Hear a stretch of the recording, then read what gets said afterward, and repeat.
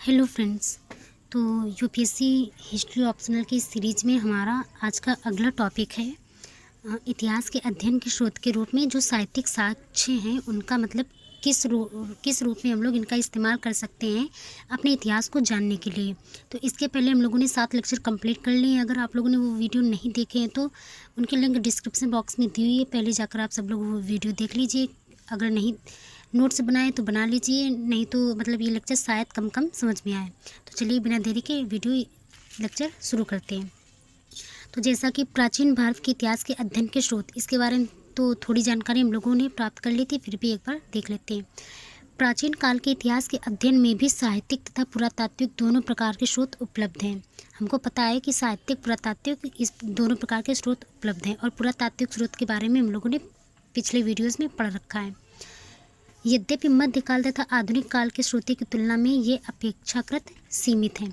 जो मध्यकाल है और जो आधुनिक काल है उनकी तुलना में भले ही पुरातात्विक और जो प्राचीन काल के ऐतिहासिक स्रोत हैं वो सीमित हैं, लेकिन इतिहास को जानने में ये बहुत ज़्यादा महत्वपूर्ण भूमिका निभाते हैं। तो इनमें हम लोग सबसे पहले देख लेते हैं साहित्यिक साक्ष्य के बारे में। तो जैसा कि पहले थोड़ा सा इंट्रो देख लेते हैं कि यद्यपि भारतवर्ष का प्राचीन इतिहास अत्यंत गौरवपूर्ण रहा है। ये सबको पता है कि जो हमारे भारत का इतिहास है वो बहुत गौरवपूर्ण रहा है। हमारे यहाँ भारद्वाज, वशिष्ठ, अगस्त्य जैसे धर्म ग्रंथ लेखक या वाचक तो हुए हैं। हमारे यहाँ धर्म ग्रंथ लेखक भी हुए हैं और वाचक भी हुए हैं, परंतु हेरोडोटस अथवा लिवी जैसे इतिहास लेखक उत्पन्न नहीं हुए। ये इसलिए लिखा है, इसलिए हमने इस यहाँ पे इंट्रो पे ऐड किया है, क्योंकि अगर हेरोडोटस और लिवी जैसे अपने आप ही इतिहास लेखक होते तो शायद और हमें अधिक मात्रा में साहित्यिक स्रोत प्राप्त हो गए होते। अब साहित्यिक स्रोतों में देख लेते हैं क्या क्या होते हैं। और अगर जैसे आप लोगों को और कंटेंट ऐड करना है तो जैसे साहित्यिक स्रोत, जिस प्रकार पुरातात्विक स्रोत भी हमें इतिहास को जानने में महत्वपूर्ण भूमिका निभाते, उसी प्रकार साहित्यिक स्रोत से हम उस समय के राजनीतिक, धार्मिक, सांस्कृतिक, आर्थिक इन सभी गतिविधियों की जानकारी साहित्यिक स्रोतों से प्राप्त कर लेते हैं। तो साहित्यिक स्रोत कितने टाइप के होते हैं? तो ये होते हैं 2 टाइप के। एक धार्मिक साहित्य, मतलब अध्ययन की दृष्टि से हम लोगों ने इनको 2 भागों में विभाजित करके रखा है। पहला हो गया धार्मिक साहित्य, दूसरा हो गया धर्मोत्तर साहित्य। धर्मोत्तर का मतलब क्या होता है? गैर धार्मिक साहित्य, जैसे हो गया पाणिनिकृत अष्टाध्यायी और मालविकाग्निमित्रम, इस तरह के। धार्मिक साहित्य में कौन कौन से हैं? धार्मिक साहित्य में हमारे आ जाते ब्राह्मण साहित्य, जैन साहित्य, बौद्ध साहित्य, ठीक है। और ब्राह्मण साहित्य के अंदर क्या आ जाता है? वेद, श्रुति या संहिता। श्रुति साहित्य को ही संहिता या वेद कहते हैं और इससे रिलेटेड बहुत बार क्वेश्चन आ चुके हैं।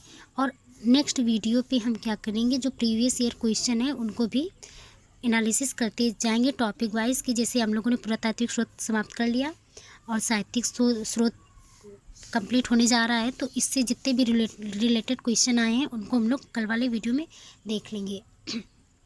तो अब वेद और श्रुति साहित्य को भी मतलब कई भागों में डिवाइड किया गया है। तो जैसा कि हम सभी को पता है कि वेद कितने प्रकार के होते हैं, तो वेद हमारे होते हैं 4 प्रकार के। पहला हो गया ऋग्वेद, सामवेद, यजुर्वेद और अथर्ववेद। तो अब सबसे पहले हम लोग पढ़ेंगे श्रुति साहित्य के बारे में। तो ये कटा हुआ नहीं है, इसको आप लोग कटा हुआ मत समझिएगा। ये गलती से मुझे लगा था कंटेंट मतलब यूज़फुल नहीं, लेकिन बाद में मतलब ये इसको हमने इसलिए कट कर दिया था कि इसको मतलब इंट्रो में या कहीं पे ऐड कर देंगे, और पर इसको आप लोग कटा हुआ मत समझिए, इसे अपने नोट्स में ऐड कर लीजिए।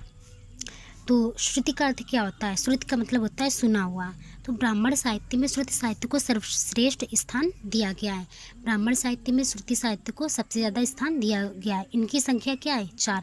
जैसे कि हमने बताया वेद को ये क्या कहते हैं? श्रुति साहित्य भी कहते हैं और इन्हें संहिता भी कहते हैं। तो ब्राह्मण साहित्य का सबसे प्राचीन भाग ऋग्वेद है। ब्राह्मण साहित्य का सबसे प्राचीन भाग कौन सा है? ऋग्वेद है। ऋग्वेद से हमें किसकी जानकारी मिलती है? तो इससे हमें प्रारंभिक वैदिक आर्यों के जीवन तथा उनकी संस्कृति की झलक मिलती है। हमें वेद से ही पता चलता है, मतलब आर्यों के बारे में संपूर्ण जानकारी हमें वेद से प्राप्त होती है।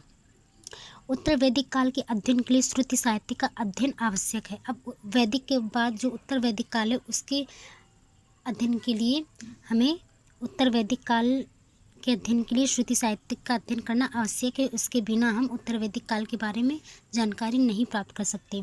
तो उपनिषद भी उत्तर वैदिक काल की रचना है। जो किसी जो किसी न किसी वेद से संबंधित है। जो उपनिषद हमारे हैं वो वेदों से संबंधित होते हैं। तो उपनिषद उत्तर वैदिक काल की रचना है जो किसी न किसी वेद से संबंध है।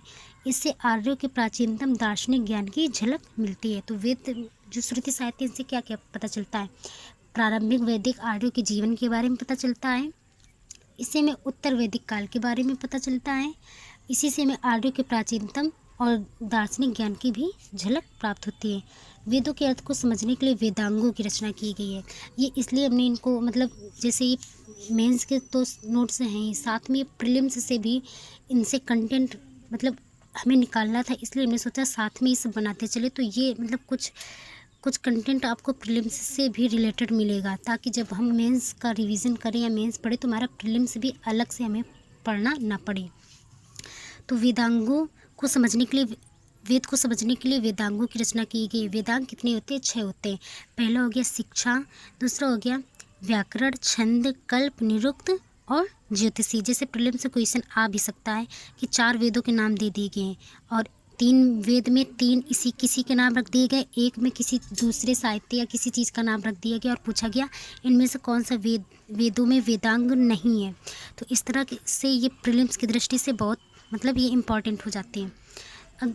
और ये सारे जो पॉइंट है ये प्रीलिम्स के हिसाब से ही मैंने लिखे थे, और क्या कहते हैं ये मेंस में तो इम्पॉर्टेंट है ही।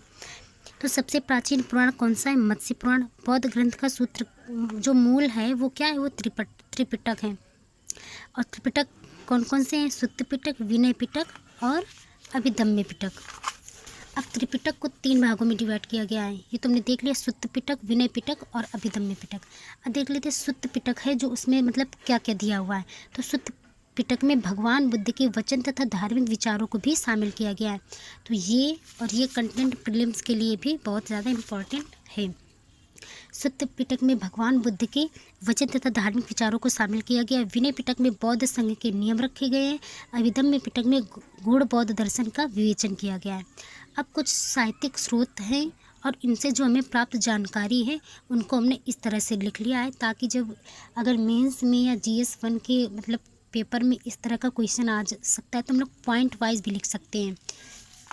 तो जैसे जातक कथा से भी बुद्ध के पूर्वजन की कहानी मिलती है। वंश साहित्य से हमें क्या पता चलता है? श्रीलंका के इतिहास का ज्ञान हमें वंश साहित्य से पता चलता है। भद्रबाहु चरित्र से हमें क्या पता चलता है? चंद्रगुप्त मौर्य के राज्यकाल की घटना। अंगुत्तर निकाय से क्या पता चलता है? ये 16 महाजनपद का वर्णन। पतंजलि के महाभाष्य से सुगवंश के बारे में पता चलता है। संगम ग्रंथ से दक्षिण भारत का इतिहास। पाणिनिकृत अष्टाध्यायी, ये तो शायद सबको पता होगा कि अर्थशास्त्र मौर्यकाल का है और इनसे मौर्यकाल की जानकारी प्राप्त होती है। फिर पिटकेत्तर साहित्य में मिलिंद पन्ना जो है वो यूनानी राजा मेनांदर या उनका इन्हीं को क्या कहते हैं? मिलिंद पन्नु तथा बौद्ध भिक्षु नागसेन के मध्य दार्शनिक वाद विवाद इनसे मिलते हैं। तो ये मेंस के पॉइंट ऑफ व्यू से तो इम्पॉर्टेंट है ही, लेकिन ये प्रीलिम्स के पॉइंट ऑफ व्यू से भी बहुत ज़्यादा इम्पॉर्टेंट है और इनसे क्वेश्चंस भी आ चुके हैं। जैसे ये वाला क्वेश्चन आप लोग PYQ लगाइए तो आपको ये क्वेश्चन मिलेगा। फिर अगला देख लेते हैं। आर्य मंजूश्री मूल कल्प में बौद्ध दृष्टिकोण से गुप्त काल का विवरण मिलता है। बौद्ध दृष्टिकोण से बुद्ध काल के विवरण की हमें जानकारी मिलती है। जैन ग्रंथ भगवती सूत्र, जैसे 2020 में ये इसी तरह से रिलेटेड आया था कि इनमें हमें पहचानना था कि जो कौन सा जैन ग्रंथ नहीं है। तो ये बिल्कुल नोट्स में ऐड कर लीजिए, इन्हें रट डालिए, ताकि प्रीलिम्स में इस तरह के कोई भी क्वेश्चन आ जाए इनसे तो वो छूटना नहीं चाहिए। तो जैन ग्रंथ क्या हो गया? भगवती सूत्र। इससे हमें क्या पता चलता है? इससे पता चलता है भगवान महावीर के जीवन पर प्रकाश पड़ता है और 16 महाजनपद का उल्लेख जैन ग्रंथ में दिया हुआ है। किसमें? भगवती सूत्र में। क्योंकि जो 16 महाजनपद है, महाजनपद कब शुरू हुआ था? ये 6ठी शताब्दी ईस्वी में हुआ था और उसी समय उन्हीं के पैरेलल चल रहा था हमारा बौद्ध धर्म और जैन धर्म। तो इसीलिए ये जैन ग्रंथ है, इसी से हमें क्या भगवती सूत्र, इससे हमें 16 महाजनपद और महावीर के जीवन पर प्रकाश पड़ता है। और स्रोत के बारे में मतलब ये हमने इसलिए लिख दिया था ताकि कोई डाउट ना हो कि स्रोत दो टाइप के, साहित्यिक, प्रातात्विक। साहित्यिक में क्या, धार्मिक साहित्य। धार्मिक साहित्य में हम लोगों ने सारा देख लिया। इधर अब हम लोग देख लेते हैं धर्मोत्तर साहित्य। तो अब धर्मोत्तर साहित्य के बारे में हम अगले वीडियो में बात करेंगे। आज के लिए बस इतना ही। आप लोग इसे अच्छे से रिवाइज कर लीजिए, नोट्स में ऐड कर लीजिए। मिलते हैं अगले वीडियो में। Thanks for watching.